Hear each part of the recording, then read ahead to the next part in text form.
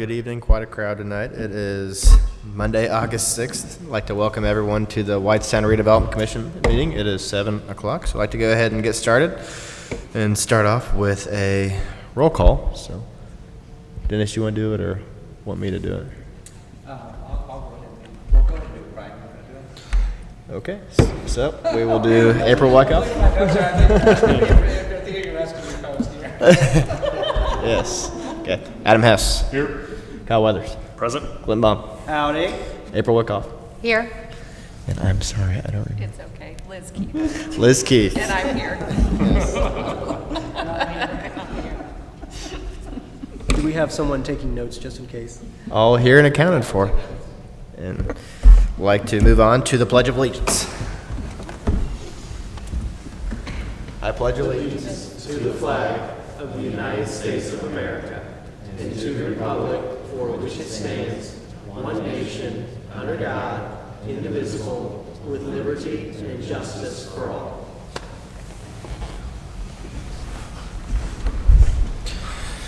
Perfect. Well, next item on the agenda would be a public request to speak.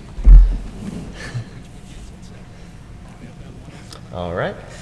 Moving right along is the approval of the meeting minutes from July 10th, 2018. Everyone have a chance to review those, and any comments, questions, concerns, or if not, I will entertain a motion to approve. I will make a motion to pass the minutes from the July 10th meeting. Second. We have a motion, a second. Any further discussion? If not, we'd like to go ahead and entertain a vote. So those in favor, please say aye. Aye. Those opposed, please say no. Motion carries. Moving along, see we have no presentations for this evening, so the first item under unfinished business is a public hearing for a resolution of the RDC approving and authorizing the execution of an amendment to financing lease and approving an amendment to the municipal facilities lease relating to the town of Whitestown, Anson South Maple Grove Economic Development Area, which is RDC Resolution 2018-23. Don't think we need any highlights from Dennis at the time. Would you like to give any color? If not, we will. Mr. President, could we open the public hearing formally before we get to the presentation, please? Don't have any issues with that, so we will go ahead and open the public forum. We'd like to go ahead and close the public forum now. So, moving on to item B is to consider the resolution of the RDC approving and authorizing the execution and the amendment to the financing lease and approving an amendment to the municipal facilities lease relating to the town of Whitestown, Anson South, Maple Grove Economic Development Area, which is RDC Resolution 2018-23. So, I guess commission members all say is this was a resolution at your last meeting you introduced, and we are working on a financing that would involve building a new police station here on this property, financing a rather large fire truck, and then also paying off the outstanding Maple Grove bans, which you did last year. There will be a pool of sources to pay for this. The public safety lit, a portion of the Maple Grove TIF, and there's a property tax backup. And for anyone's wondering why we have an amendment to lease, it's because we are using the same set of financing documents that we used when the town purchased this town hall. So we're just doing supplements, and it's just more efficient to do it that way. thank you. And the primary financing method would be? It's a bond issue, and the primary payment source will be the public safety lit. Okay, then backed by the Maple Grove TIF? $85,000 in Maple Grove TIF. Yes. And then a property tax backup behind that. And we've got the financial numbers. We don't ever expect to hit that property tax. The lit's going to cover this thing quite well. Okay. And again, this is to construct the police station that would be on this property and also purchase a fire truck? Yep.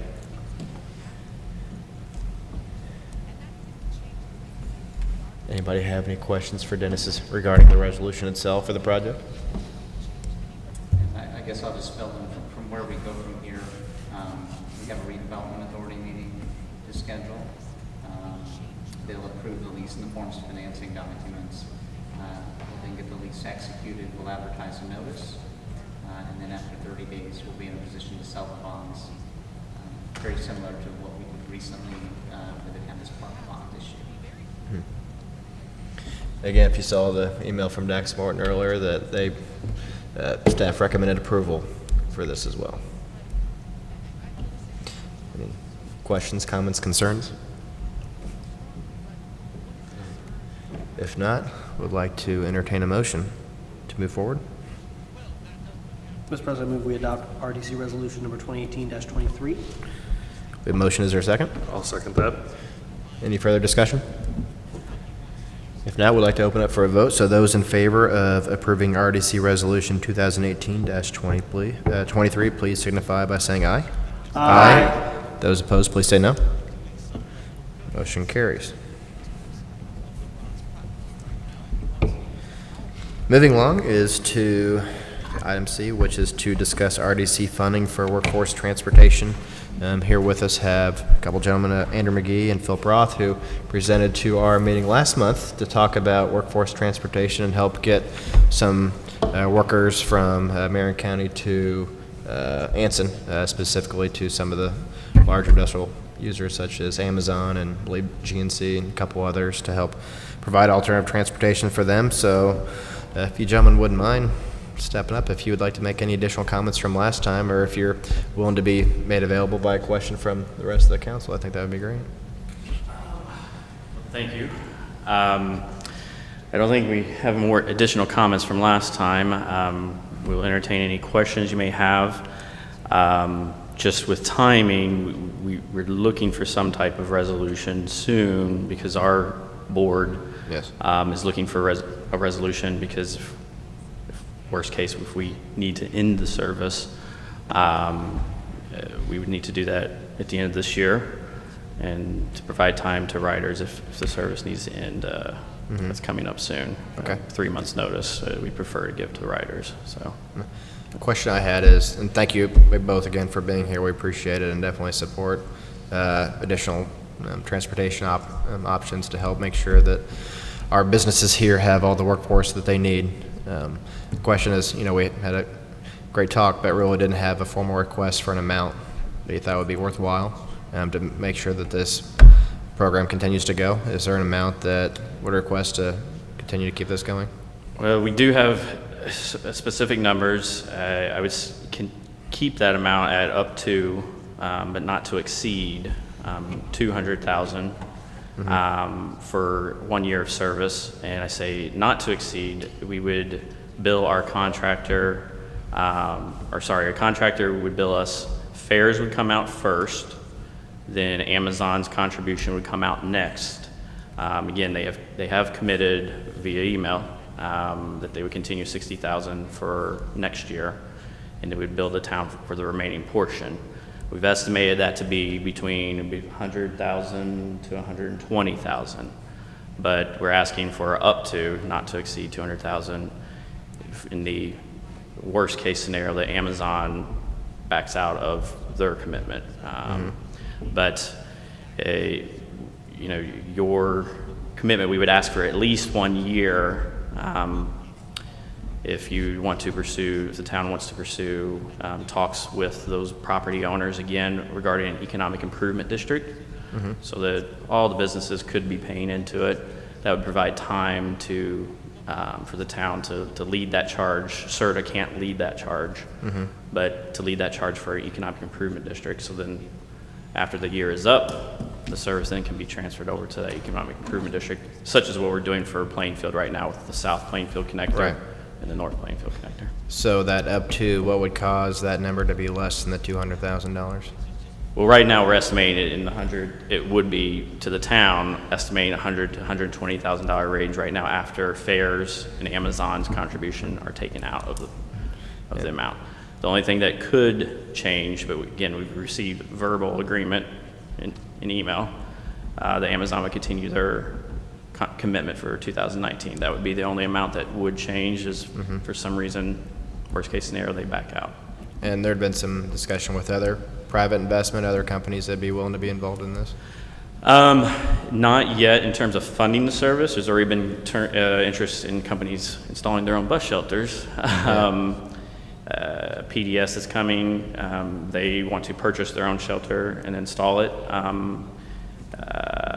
We've had interest from, I believe, maybe even Amazon wants to put their own shelter, but not funding the actual operations right now. But Okay. that's where, if we get back to the EID, that would get contributions from all property owners in that.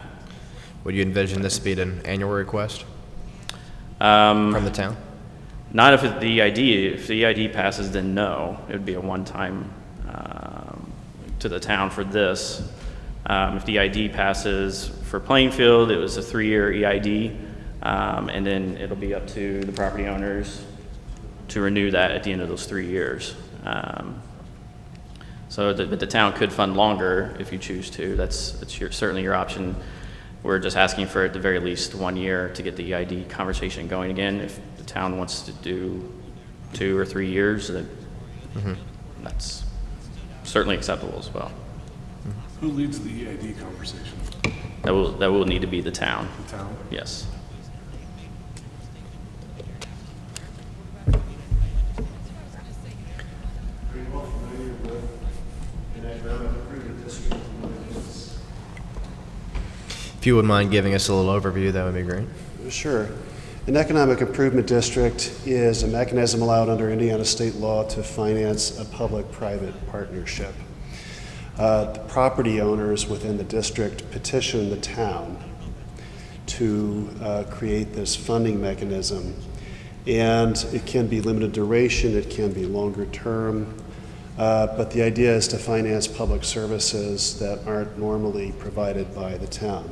They're used by downtown and Main Street organizations in many towns. They're very flexible in the sense that they can be structured with a wide variety of assessment mechanisms.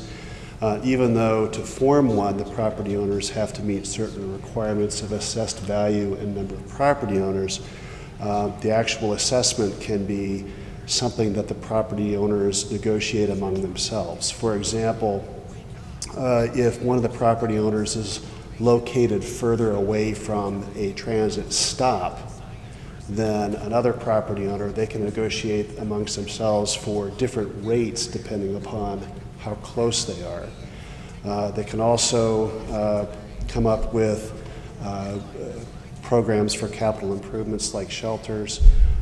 So it's very flexible in terms of the administration.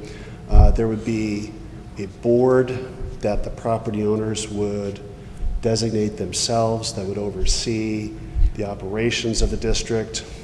They could contract with the town to oversee the actual funding streams, and the town could ask to have representation on their board, either ex officio or a voting member. So it's just a way for property owners to be able to have some kind of formal mechanism and security for having funds for doing public expenses over a multi-year period. And I would say for the Plainfield, Duke and Browning were very supportive of this in Plainfield. Financially? Well, in the EID, so Okay. I know there's more than just Duke and Browning at all points, but they were very supportive for Plainfield and still are.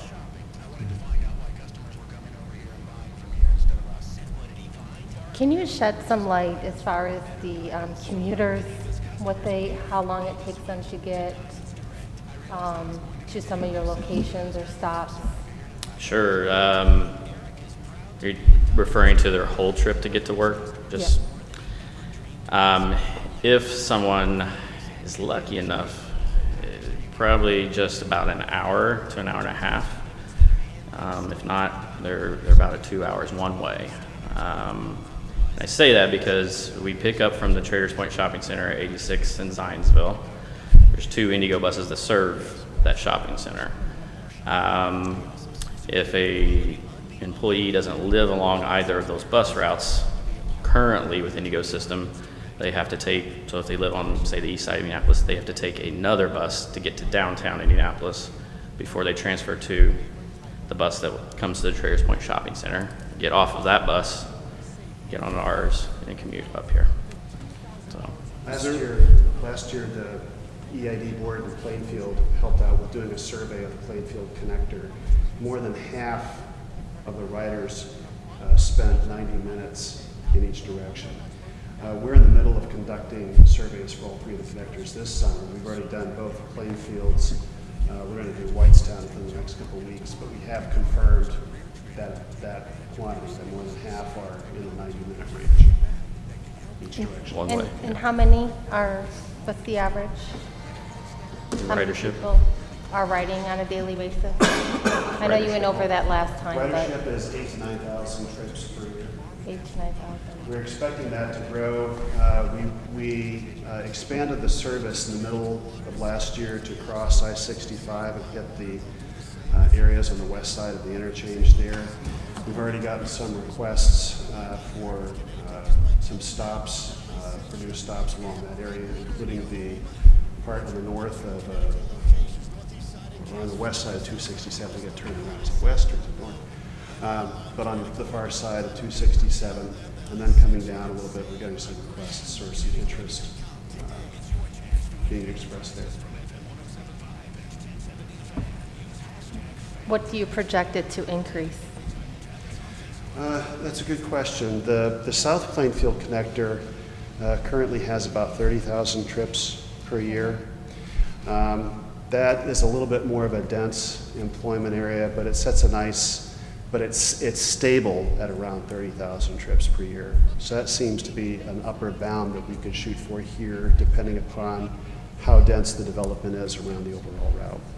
Yeah, I mean, to be quite honest too, it's going to be dependent on the employment density, how it increases. Because the service is right now a transit-dependent service. So many folks don't want to stay on that 90-minute one-way commute. So if they are able to move up and purchase a vehicle, some do, because they don't want to stay on a 90-minute commute, which by car normally would be 25 or 30 minutes. It wasn't over half of the ridership over just a couple-month period for the holiday time for some, especially Amazon? I'm sorry. Wasn't basically half of your ridership just during a couple-month period during the Amazon? Amazon is actually a lower proportion of ridership. I'd say it's probably closer to 30% right now. We're getting a fair bit from the other employment centers. I'd say the east side of the interchange right now is roughly 70% to 75% of the overall ridership, and the remaining 25% is on the west side. But the thing about the Amazon ridership as well is that it's so seasonal. Right. It's going to spike probably in October, early November.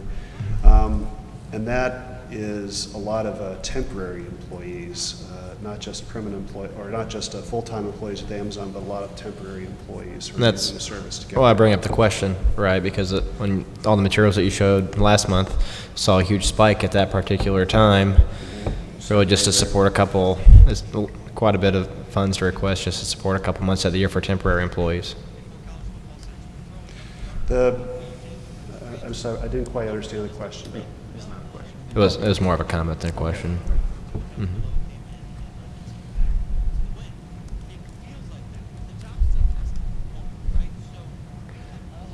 Well, we have gentlemen here. Does anyone have any questions, comments, or just discussion amongst the group? No questions for them, but I do have a quick thought. Would we benefit from, instead of approving the full $200,000, because as they talked about, that is a worst-case scenario in case a multitude of things happen throughout the course of a year.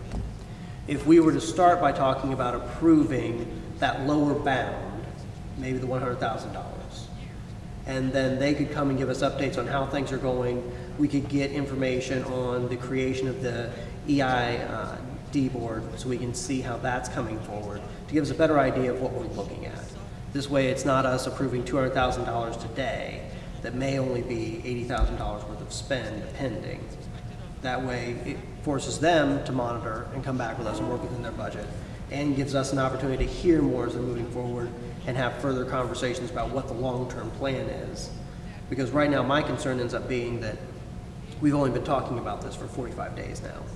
And we're trying to make a long-term decision based on 45 days worth of information. And I'm not set one way or another yet. but yet this decision could have major impacts on the employment of one of our current businesses. And I don't think I want to negatively impact their business model, especially if they're already financially committed to this project as well. So, to me, it seems like a good situation for us to maybe split the difference, do 1 year at a lower dollar amount, continue to work and negotiate through this issue so we can come to a better overall long-term solution than just approving $200,000 today or doing multiple years today as well. Is there a way for us to request some sort of like presentation from the EID group as to understand the steps that they're going to take so that we can get more comfortable? I think that's where, right now, the EID group is a singular individual whose office is right there and is currently traveling tonight. And as with most things... And he has plenty of other things to do. True. But if this is going to be something that's going to be beneficial to the community and a positive impact to the long-term employment pool for this area, for these particular jobs that are being filled, I think it's something we need to give some sort of information to and give a longer lead time for us to figure out what to do. That's just my 2 cents on the issue, as I haven't really said much on it up till now. I think that's a good idea.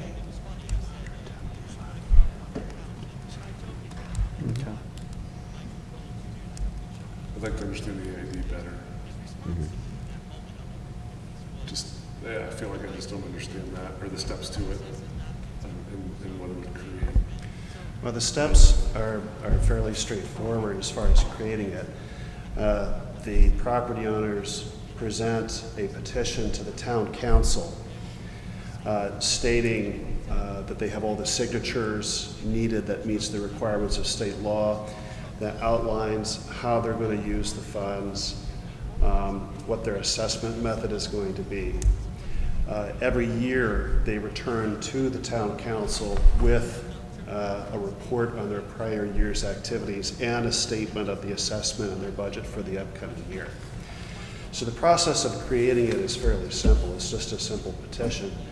The trick is making sure that you have the consensus of the property owners to be able to come in and petition this, and that's where most of the work is done. It requires 60% of the property owners and 60% of the assessed value. Within the route or the computer? Within a defined district. You know, the Plainfield, the South Plainfield Economic Improvement District has properties along the route, mostly larger properties, but they're actually in the proximity of the stops. Not all of the properties are part of it. For example, residential properties that don't derive any benefit, yes, there still are a few of those in the South Plainfield area. They're not part of the Economic Improvement District. Properties that were more than a 5-minute walk were not included. And, you know, there's also a negotiation process. You know, if a property owner really does not want to be part of the district, you can opt them out. There isn't any kind of a contiguity requirement. You can have separation. Now, if you do that, you have to be able to demonstrate to the rest of the property owners who are part of the district and paying into the services that, you know, you're not having any free riders on the services that they're paying for. But it is strictly up to the property owners themselves to kind of come to this consensus. And the South Plainfield Economic Improvement District, in addition to funding the transit service out of this, their conversations yielded some concerns about employee retention, about marketing the South Plainfield Park, and they decided to put some of those activities, promotional materials, employee retention, in their petition to the town council and their overall budget. So it's not limited to transportation. It's more of a comprehensive set of services that this district felt they needed to be viable, to be competitive. So a couple of questions as you're going through that.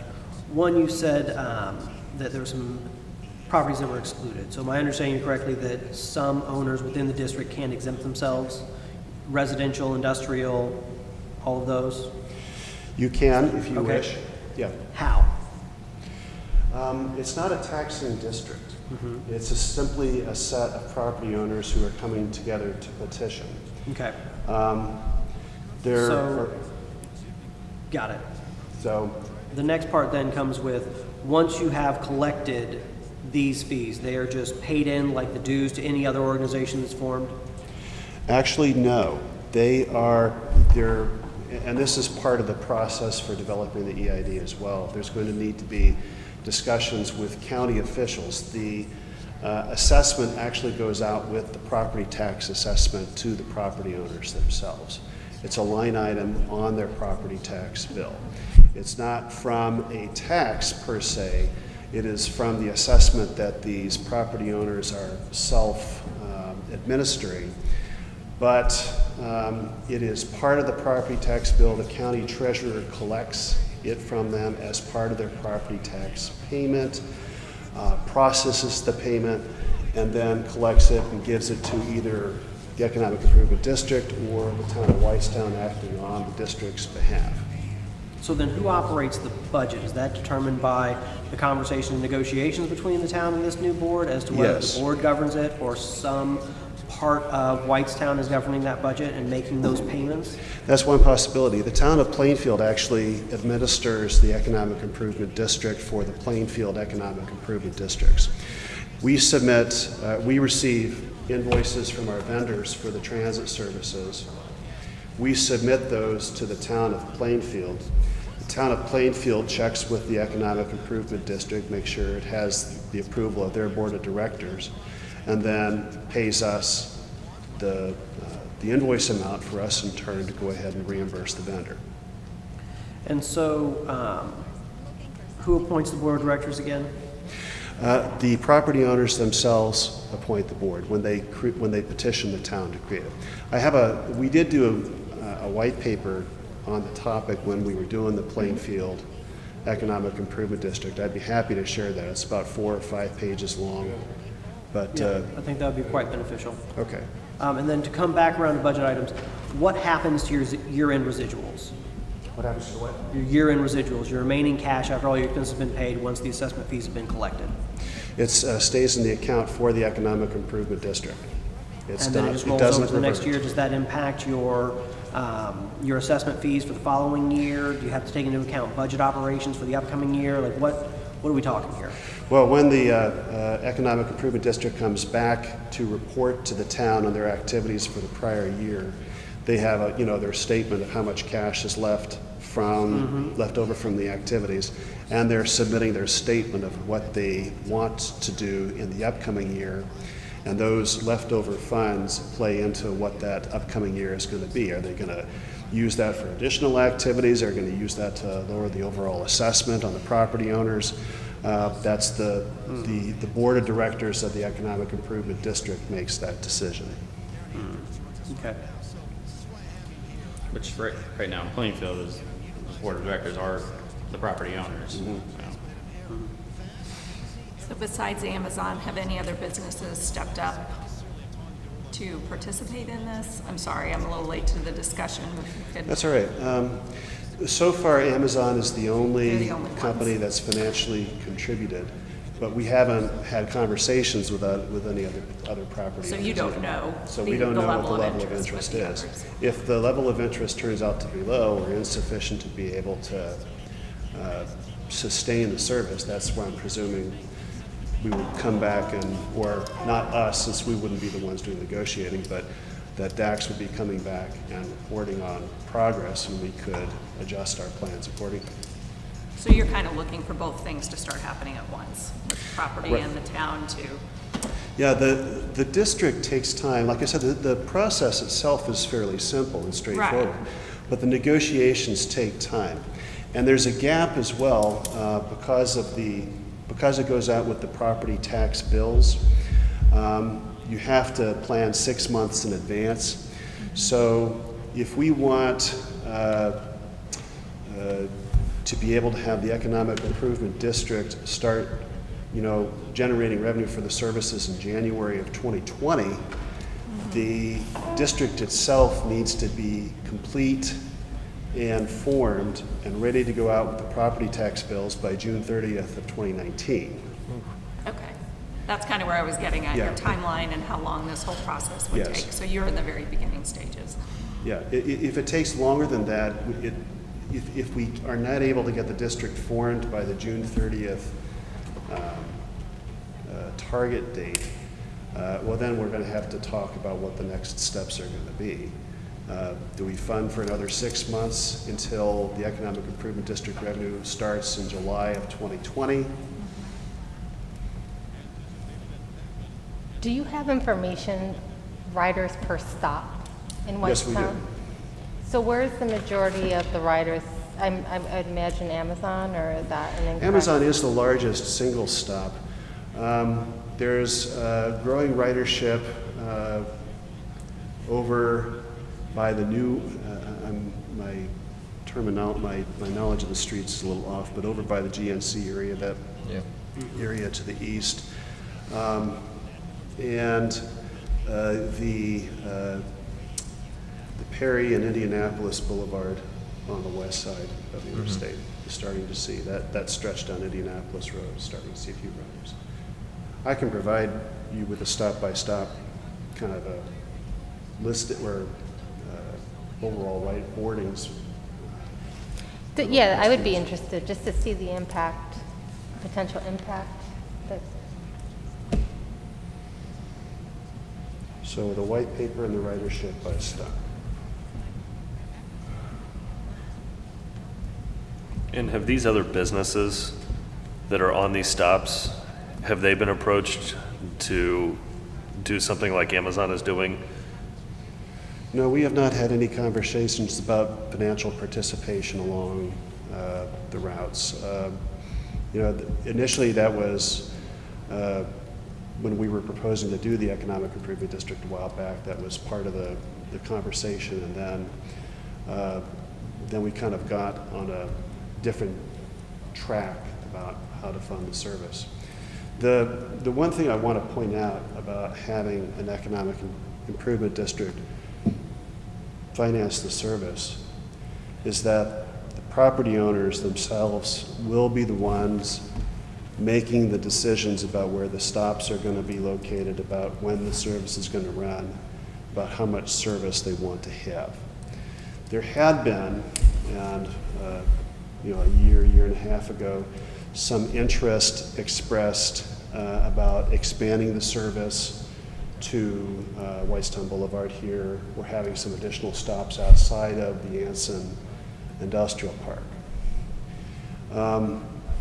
If the Economic Improvement District is formed and is financing the service, expanding the route beyond its current limits is going to involve going to them and asking them and possibly coming to an agreement with them about financially how those costs are going to be split. That was the initial reason we decided not to go that direction. But if we're under the impression that the existing route serves our needs well, then an Economic Improvement District would be a very viable way to ensure the continuity of the service. You talk about the treasurer dispersing the funds through the tax bill. What effect, in new projects as they come in, are going through an abatement process? Do the fees that are generated through and monitored by the treasurer, are those abated or are those carved out separately? No, this is not a tax. Okay. This is a self-assessment. It is not affected by abatements, tax increment finance districts, and the like, or property tax rates. It is an assessment that the property owners themselves develop and submit themselves to. If there's a shortfall within that self-assessment, would there be requests to the town, again, for additional funding? It's conceivable. Yeah. That did not happen with either of the Plainfield districts, but it is conceivable. What are the mechanisms to ensure members that agreed to a certain payment make that payment? Well, because the assessment goes out on the property tax bill, it is enforceable. So in Plainfield, they have not relied upon that. Instead, people who have not paid it, they've gone out and talked to them. You know, there was kind of a learning curve, and so I think they've gotten most of their non-payments that way. But in the end, it is enforceable by the sheriff. How long has the Plainfield version been operating? The South Plainfield Economic Improvement District formed 2 years ago. No, I take that back. It formed 1.5 years ago. The North Plainfield Economic Improvement District formed last year. But had the service for quite some time before the... Yes, Yeah. just as with Whitestown, there was a federal grant that Yeah. funded the startup period of the service. That was where Amazon's contribution came in, by the way. Amazon was called upon to do the local match portion of the service, and the federal grant took care of the remainder. At the time, I think Amazon might have been one of only 2 or 3 companies that were... It was a little more, but it wasn't built up 3 years ago. Any additional questions for Andrew or Philip? Has Plainfield bridged that gap as a city from the federal grant running out and the EAD starting up? Yes. With both services, there was a gap for both the South Plainfield and North Plainfield connector, and they helped bridge that gap, yes. Did PTS contact you guys for interest in this? Are you seeing new companies coming to you and requesting Yes. information? Through Browning and Duke, they did. They explicitly just, we started discussing the cost of a bus shelter, that we can't really include that in the budget right now, and response was they'll pay for the shelter. So, Of course, you know, we don't want them to pay for a shelter if we don't have Right. a notion that the service will be continuing, so.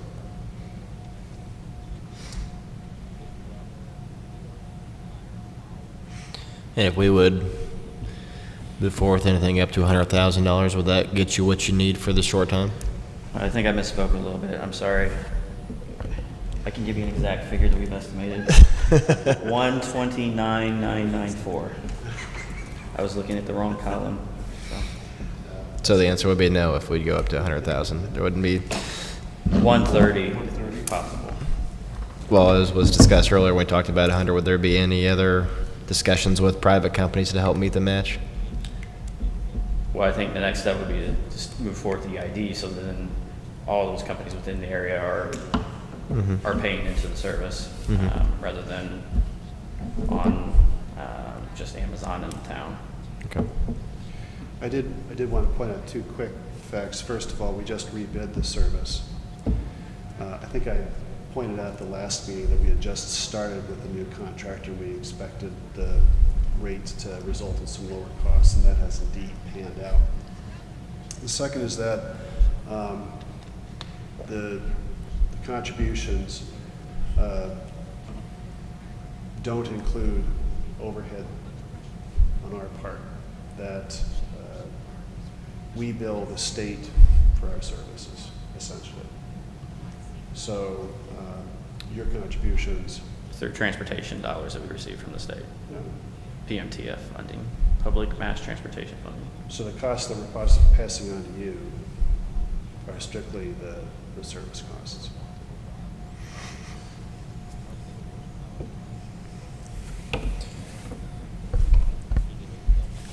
Any other words for the order? If not, we'd love to entertain any action to move forward, or no one's comfortable we can always table and continue to discuss for the next month.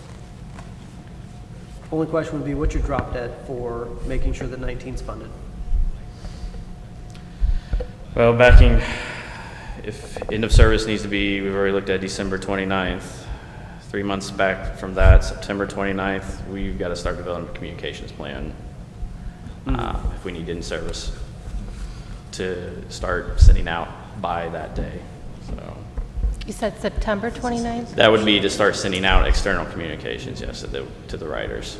As I mentioned, our board meeting is Tuesday, August 28th for our board members. So that's when we really need it. August 28th, you just said? Yep. And that would be when we need. So by that math, Mr. President, this is the last meeting we have to consider this issue prior to their board meeting where they need to have their Right. final decision. One comment.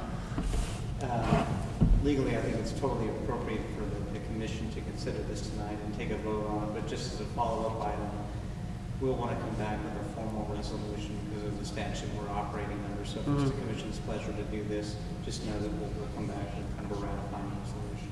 Okay. Good to note. Well, thank you both. We appreciate you coming this evening.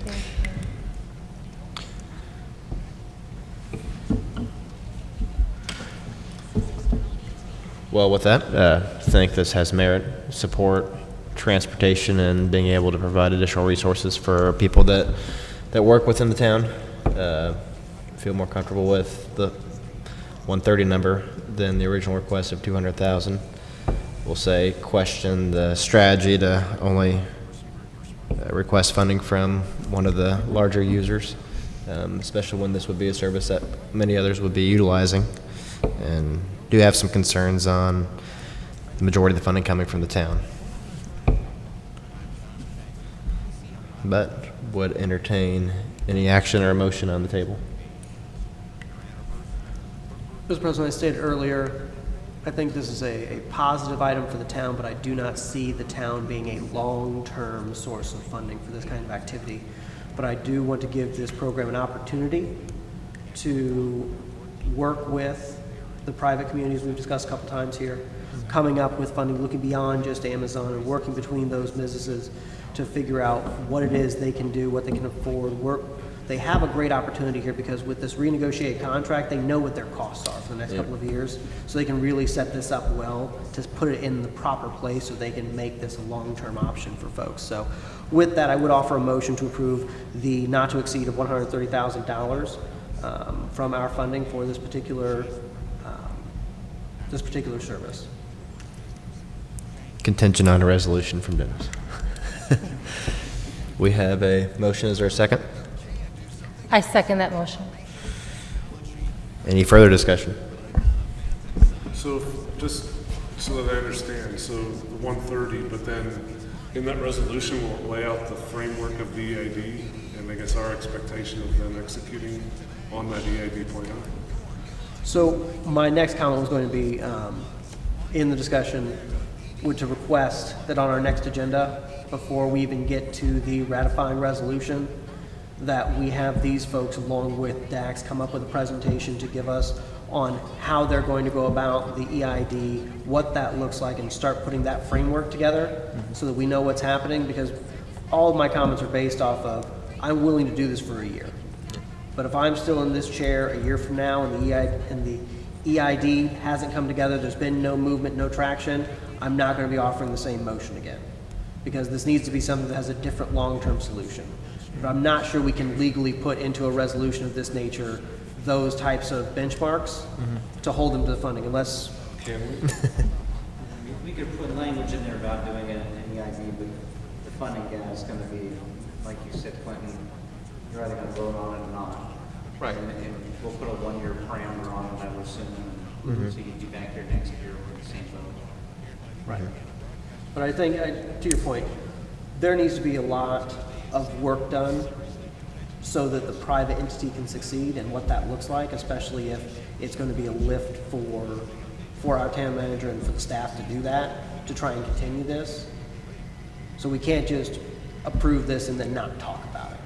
It's got to be something we're talking about probably almost every month to see how things are going once we make this commitment, because June 30th is going to be on us before we know it. Right. I mean, it's already August 6th, right? We've already blown past that for this year. So there's going to be a lot of things going on that we'll need to make sure this stays at the top of our radar. Anything else? All right, I'd like to go ahead and open it for a vote. So those in favor of approving additional funding for the workforce transportation not to exceed $130,000 contingent on receiving a resolution from Dennis, and also clarifying the economic improvement district, please signify by saying aye. Aye. Those please opposed, please say no. Congratulations.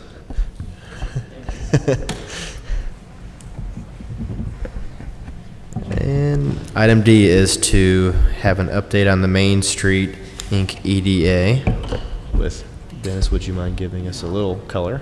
Yeah, I think if you look out the window there, the Main Street, I'll call it for lack of a better term, I think retirement community building, several years ago, when they approached the town about putting that project in, one of the requests was the town system with, I think, an access road into the facility, and there were certain costs and infrastructure associated with that. Oh, there were major costs associated with that because we had to work with Baca to relocate their driveway so we could get the right-of-way necessary to build a road, to go back around their property line and to miss the retention pond back there to get the access point necessary for them to agree the project.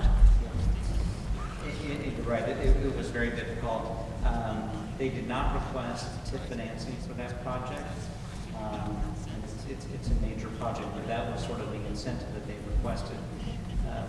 We had a project agreement that we prepared and negotiated with the Main Street people that included the Drawback Provision, which basically said, hey, if you don't have your project completed by a certain time and date, then we will invoice you for some or all of the cost of those road improvements. The deadline of that agreement is passed. My understanding is that I think Dax has sent 2 invoices to Main Street, and I think Steve Unger's had some discussions with those people about, payment is due. There's been no response, and so I think the request is looking for authority from the commission to move forward with whatever legal steps are necessary to filing litigation or whatever to get a claim action going. Absolutely. We're not talking about a little amount here, too. The 2 invoices amounted to up to over $550,000, too, so that's a significant amount of money for what the original EDA included. So Dennis, if we were to move forward and there are any fees and costs incurred by the town or by the RDC to work to get these invoices paid or to go through that process, who would be on the hook for those fees? Would that be something that Main Street would be on the hook for, or do we split it? How does that work? I need to take a look at the agreement. Got I it. can tell you, we would most certainly look to get those recovered as part of the cost, absolutely. And I will tell you, when we drafted that agreement, they were great to work with. And we were very happy to have that fallback provision in there because it's exactly what we wanted. We didn't expect to have to come to this. I think from my perspective, Mr. President, we on this board, on the town council, and town staff have always been striving to be business friendly and to work to improve this community in all facets, whether it's quality of life, economic development.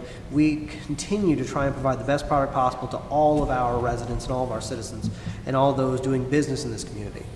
But we've always done it saying that we'll help you out, but if you're not able to do it, if you don't come through on your part of the bargain, you will owe us what's due. And this is a situation where we have clawback provisions in there. The town spent $500,000, went through a lot of work and effort that's not even monetized right now to work with Baca to get this type of amenity added, just to then be ignored like this is not, it's not right. And it's something that I think that this board should consider moving forward with actions to make sure we recover this and make it a point to say that we're not going to be taken advantage of. And if you're not going to work with us, then we're going to get what's due us. I agree, and that's why I'd like to go ahead and throw a motion on the table that the town go ahead and, or at least authorize town employees to move forward with trying to recollect them out from Baca for $550,000, not to exceed 500. What? No, that's right. I guess I don't even say that. Yeah, whatever the clawback. Whatever the claw- amount is, yeah. Plus fees, right? Plus fees. So I there, will second that motion. motion second. Any further discussion? I'd go ahead and open up for a vote. So those in favor of authorizing the town to engage BACA for reclaiming of $550,000, please signify by saying aye. Aye. Those opposed, please say no. Motion carried. Seeing no items under new business, would like to entertain a motion to adjourn. Real quick, Mr. President, I just hope to see everyone out here at some point in time tomorrow night for National Night Out. Have to get that last plug in for everyone. Look forward to the fun that is coming. Rain or And shine. Well, you know, let's hope for rain prior to the event so it's nice and cool. Are you going to be in the dunk tank? You know what? They took the dunk tank away a couple years ago, but when it was here, I was there. But, Mr. President, I move you do not adjourn. I'll Second. second that. Entertain a vote. Those ready to get out of here, please say aye. Aye. Aye. Have a good night.